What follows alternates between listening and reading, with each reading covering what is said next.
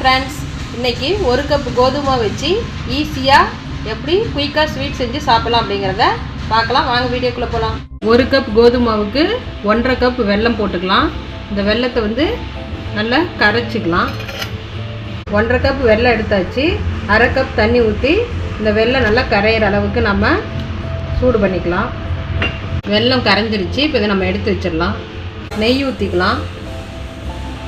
நெய் வந்து ஒரு 3 ஸ்பூன் விட்டுருக்கேன். இப்போ இதில் வந்து 1 கப் கோதுமாவை சேர்த்துக்கலாம். 5 மினிட்ஸ் அப்படியே நம்ம கலக்கிட்டே இருக்கலாம். நெய்யிலேயே கோதுமாவு ஒரு 5 நிமிஷம் வறுத்தாச்சு. இப்போ நம்ம வெள்ளை கரைசலை இதில் ஃபில்ட்ரு பண்ணி சேர்த்துக்கலாம்.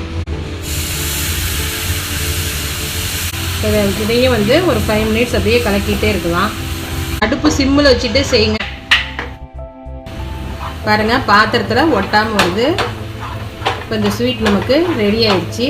இவ்வளோதான், ரொம்ப ஈஸி.